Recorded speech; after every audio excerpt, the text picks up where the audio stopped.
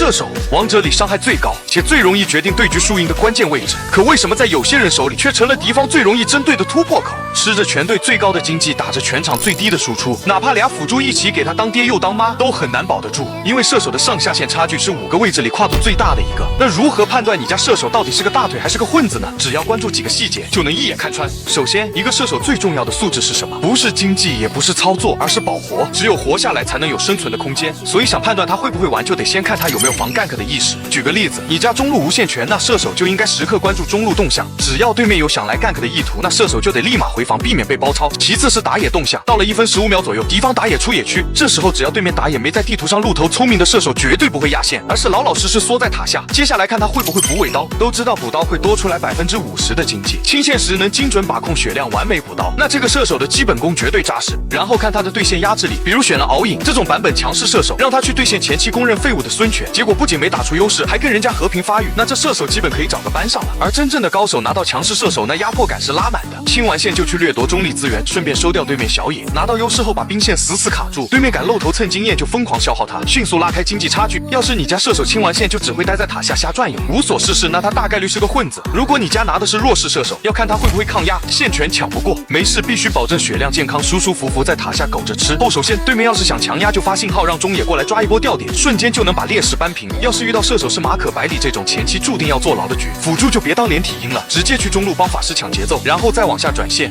熬過了對線期，咱接着就得盯緊他中期的搞錢能力。要是到了中期，這射手跟個街溜子似的，到處閒逛，野區不進，兵線不帶，那純就是個小趴菜。記住，真正會玩的射手都跟那餓死鬼似的，走到哪刷到哪，中立資源他要拿，對面的野怪他要偷，實在沒得刷了，自家野區他也得啃2口。只要這個射手他那普攻鍵啪啪啪就沒停過，那這把基本就穩了。當射手經濟碾壓對面時，輔助就能直接跟他連體，團戰隨便丟2技能，躺着就能把金牌輔助給拿了。最後的3點是區分絕活哥和暴斃流的最終分水嶺。第一，探草習慣，觀察他是否有探草意識。有些自信的射手就是頭鐵，直接臉探草叢，死了之後還要怪隊友不跟着他。會玩的射手永遠懂得讓隊友走前面開視野，如果沒有隊友在身邊，他要麼用技能探路，要麼在草叢外面假動作拉扯一下，絕對不會打臉探草。第二，團戰的站位，有些射手把自己當前排完一打團就往前衝，拿對面邊野當空氣，自家輔助追都追不到，被切了之後還要怪你不保他，那麼這種射手純是個巨嬰。第三，警惕危險，只要打團前對面能秒他的刺客，沒在小地圖上露頭，他就瘋狂發信號，讓隊友去把周圍的草叢都探一遍，只有把對面老六的位置找出來，他才敢安心輸出。只有這種細節拉滿的射手，才配得上所有人的偏愛。告訴我，你在排位裡還遇到過哪些讓人腦溢血的奇葩射手？